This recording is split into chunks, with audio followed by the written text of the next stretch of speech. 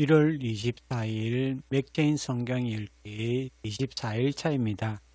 우리가 살아가면서 늘 질문합니다.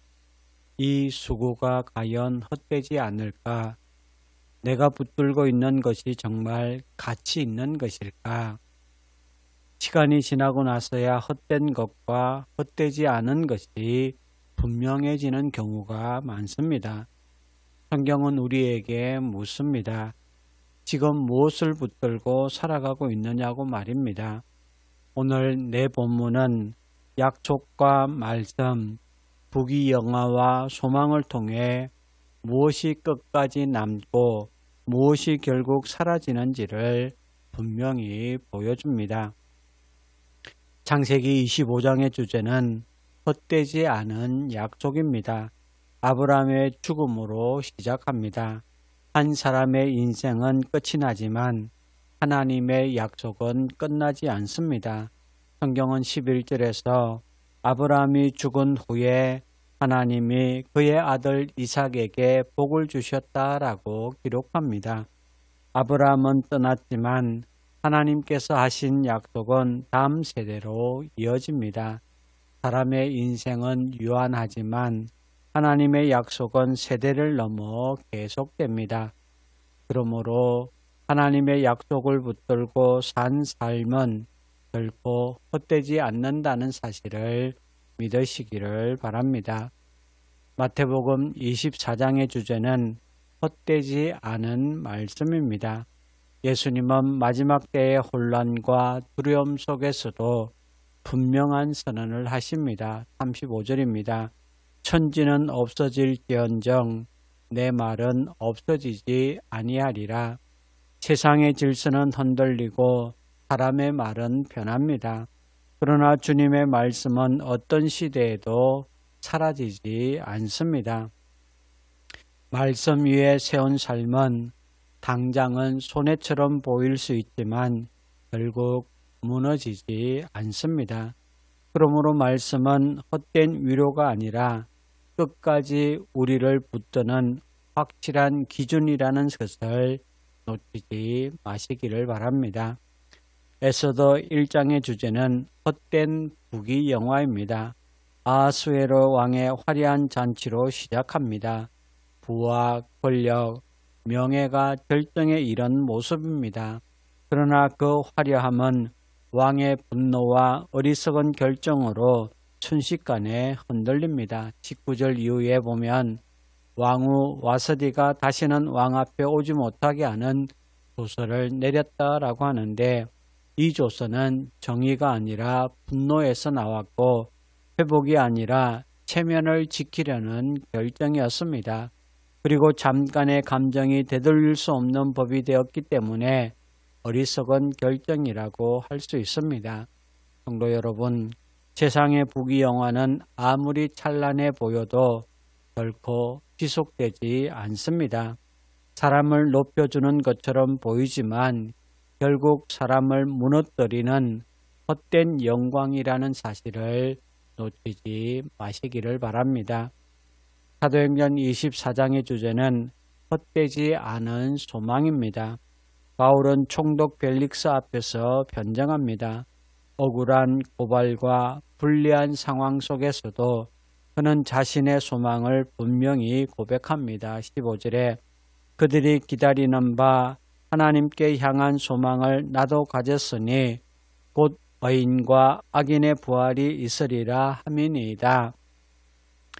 바울의 소망은 상황이 나아지는 것이 아니라 하나님께서 이루실 최종적인 구원이었습니다. 이 소망이 있었기에 바울의 고난과 정언은 조금도 헛되지 않았습니다. 그러므로 하나님께 둔 소망은 어떤 상황에서도 삶을 헛되게 만들지 않는다는 것을 믿으시기를 바랍니다.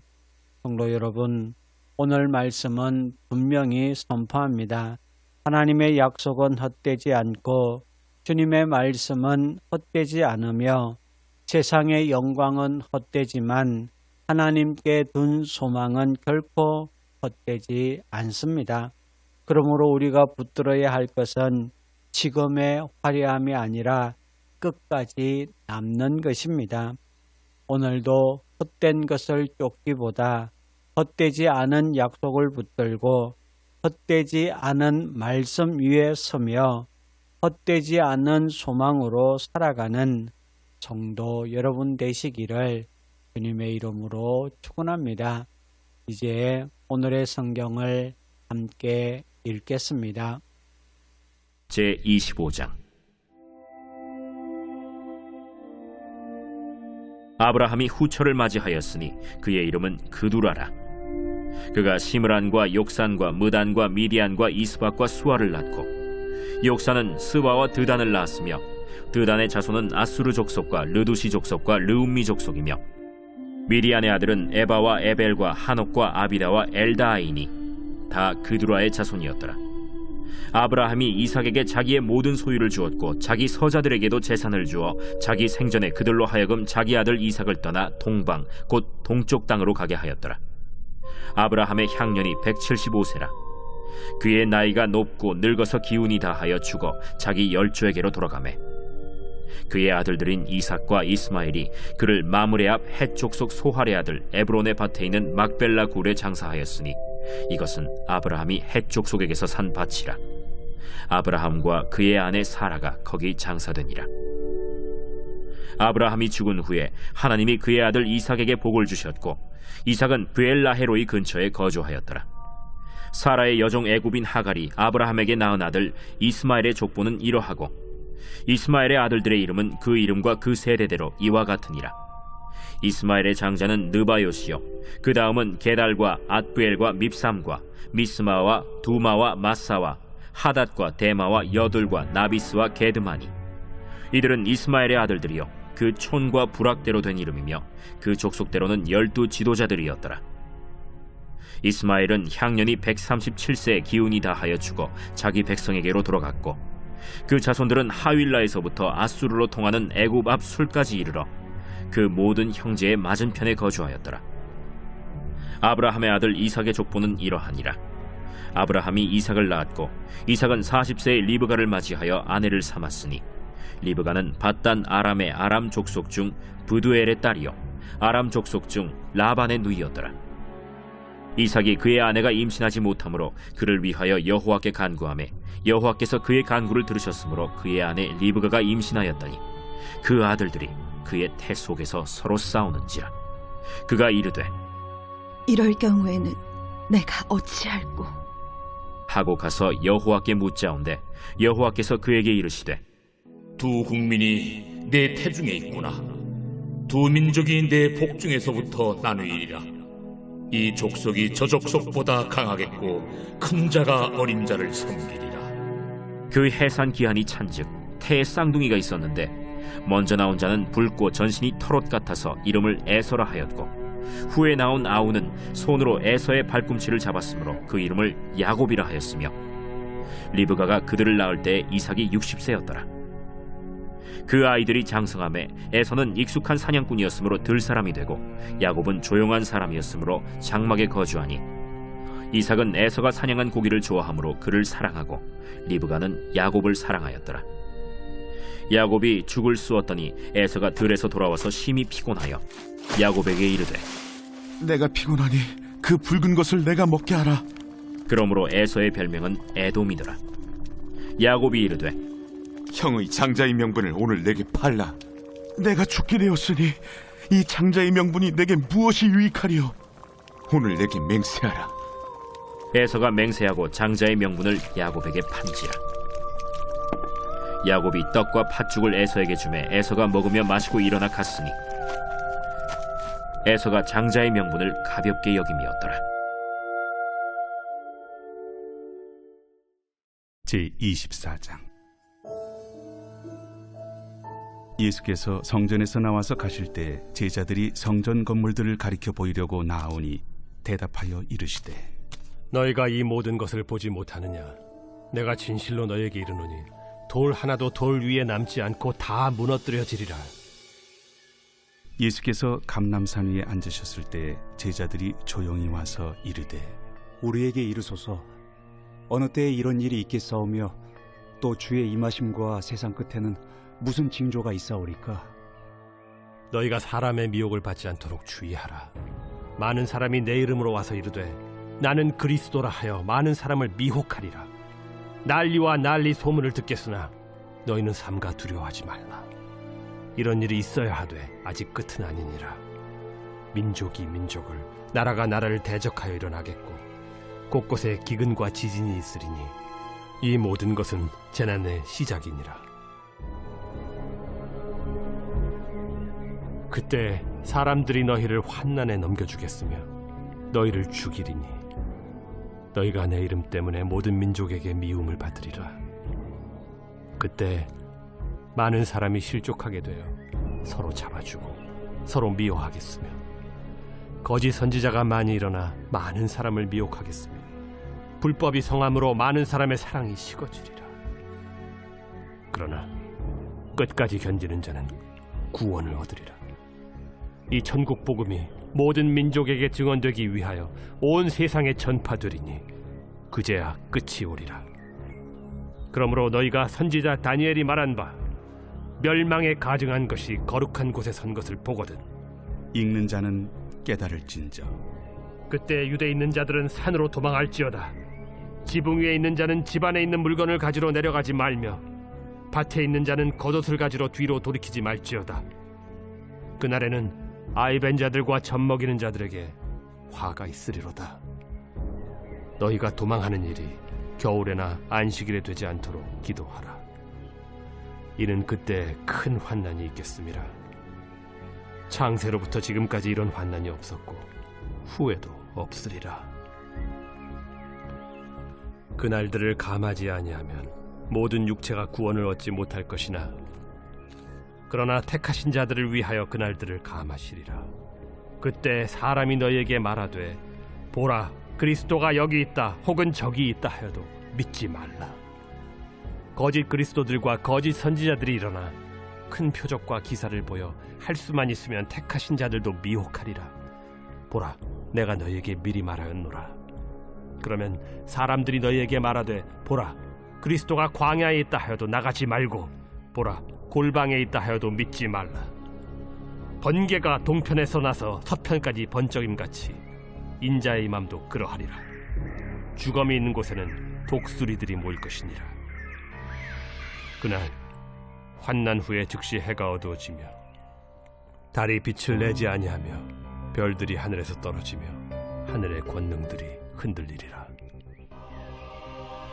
그때 인자의 징조가 하늘에서 보이겠고 그때 땅의 모든 족속들이 통곡하며 그들이 인자가 구름을 타고 능력과 큰 영광으로 오는 것을 보리라. 그가 큰 나팔 소리와 함께 천사들을 보내리니 그들이 그의 택하신 자들을 하늘 이 끝에서 저 끝까지 사방에서 모으리라. 무화과 나무의 비유를 배우라. 그 가지가 연하여지고 잎사귀를 내면 여름이 가까운 줄을 아나니 이와 같이 너희도 이 모든 일을 보거든 인자가 가까이 곧 문 앞에 이른 줄 알라. 내가 진실로 너희에게 말하노니 이 세대가 지나가기 전에 이 일이 다 일어나리라. 천지는 없어질지언정 내 말은 없어지지 아니하리라. 그러나 그 날과 그 때는 아무도 모르나니 하늘의 천사들도 아들도 모르고 오직 아버지만 아시느니라. 노아의 때와 같이 인자의 임함도 그러하리라. 홍수전에 노아가 방주에 들어가던 날까지 사람들이 먹고 마시고 장가들고 시집가고 있으면서 홍수가 나서 그들을 다 멸하기까지 깨닫지 못하였으니 인자의 임함도 이와 같으리라. 그때 두 사람이 밭에 있음에 한 사람은 데려가고 한 사람은 버려둠을 당할 것이요 두 여자가 맷돌질을 하고 있음에 한 사람은 데려가고 한 사람은 버려둠을 당할 것이니라. 그러므로 깨어 있으라. 어느 날에 너희 주가 임할는지 너희가 알지 못함이니라. 너희도 아는 바니 만일 집주인이 도둑이 어느 시각에 올 줄을 알았더라면 깨어 있어 그 집을 뚫지 못하게 하였으리라. 이러므로 너희도 준비하고 있으라. 생각하지 않은 때에 인자가 오리라. 충성되고 지혜 있는 종이 되어 주인에게 그 집 사람들을 맡아 때를 따라 양식을 나눠줄 자가 누구냐? 주인이 올 때 그 종이 이렇게 하는 것을 보면 그 종이 복이 있으리로다. 내가 진실로 너희에게 이르노니 주인이 그의 모든 소유를 그에게 맡기리라. 만일 그 악한 종이 마음에 생각하기를 주인이 더디 오리라 하여 동료들을 때리며 술 친구들과 더불어 먹고 마시게 되면 생각하지 않은 날 알지 못하는 시각에 그 종의 주인이 이르러 엄히 때리고 외식하는 자가 받는 벌에 처하리니 거기서 슬피 울며 이를 갈리라. 에스더 제1장.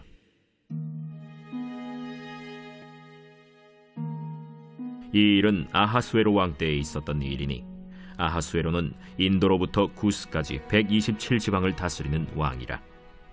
당시에 아하수에로 왕이 수산궁에서 즉위하고 왕위에 있은 지 제3년에 그의 모든 지방관과 신하들을 위하여 잔치를 베푸니 바사와 메대의 장수와 각 지방의 귀족과 지방관들이 다 왕 앞에 있는지라. 왕이 여러 날 곧 180일 동안에 그의 영화로운 나라의 부함과 위엄의 혁혁함을 나타내니라. 이 날이 지남에 왕이 또 도성수산에 있는 귀천간의 백성을 위하여 왕궁 후원들에서 7일 동안 잔치를 베풀세 백색, 녹색, 청색 휘장을 자색 가는 배줄로 대리석 기둥 은고리에 매고 금과 은으로 만든 걸상을 화반석, 백석, 운모석, 흑석을 깐 땅에 진설하고 금잔으로 마시게 하니 잔의 모양이 각기 다르고 왕이 풍부하였으므로 어주가 한이 없으며 마시는 것도 법도가 있어 사람으로 억지로 하지 않게 하니 이는 왕이 모든 국내 관리에게 명령하여 각 사람이 마음대로 하게 함이더라. 왕후 와스디도 아하수에로 왕궁에서 여인들을 위하여 잔치를 베푸니라. 제7일에 왕이 주흥이 일어나서 어전 넷이 무후만과 비스다와 하르보나와 빅다와 아박다와 세달과 가르가스 7사람을 명령하여 왕후 와스디를 청하여 왕후의 관을 정제하고 왕 앞으로 나오게 하여 그의 아리따움을 뭇 백성과 지방관들에게 보이게 하라 하니 이는 왕후의 용모가 보기에 좋음이라. 그러나 왕후 와스디는 내시가 전하는 왕명을 따르기를 싫어하니 왕이 진노하여 마음속이 불붙는 듯 하더라. 왕이 사례를 아는 현자들에게 묻되 왕이 규례와 법률을 아는 자에게 묻는 전례가 있는데 그때 왕에게 가까이하여 왕의 기색을 살피며 나라 첫자리에 앉은 자는 바사와 메대의 7지방관 곧 가르스나와 세달과 아드마다와 다시스와 메레스와 마르스나와 무무간이라. 왕후 와스디가 내시가 전하는 아하수에로 왕의 명령을 따르지 아니하니 규례대로 하면 어떻게 처치할까? 무무간이 왕과 지방관 앞에서 대답하여 이르되 왕후 와스디가 왕에게만 잘못했을 뿐 아니라 아하수에로 왕의 각 지방의 관리들과 뭇 백성에게도 잘못하였나이다. 아하수에로 왕이 명령하여 왕후 와스디를 청하여도 오지 아니하였다 하는 왕후의 행위의 소문이 모든 여인들에게 전파되면 그들도 그들의 남편을 멸시할 것인즉 오늘이라도 바사와 메대의 귀부인들이 왕후의 행위를 듣고 왕의 모든 지방관들에게 그렇게 말하리니 멸시와 분노가 많이 일어나리이다. 왕이 만일 좋게 여기실진데 와스디가 다시는 왕 앞에 오지 못하게 하는 조서를 내리되 바사와 메대의 법률에 기록하여 변개함이 없게 하고 그 왕후의 자리를 그보다 나은 사람에게 주소서. 왕의 조서가 이 광대한 전국에 반포되면 귀천을 막론하고 모든 여인들이 그들의 남편을 존경하리이다. 왕과 지방관들이 그 말을 옳게 여긴지라. 왕이 무무간의 말대로 행하여 각 지방 각 백성의 문자와 언어로 모든 지방에 조서를 내려 이르기를 남편이 자기의 집을 주관하게 하고 자기 민족의 언어로 말하게 하라 하였더라.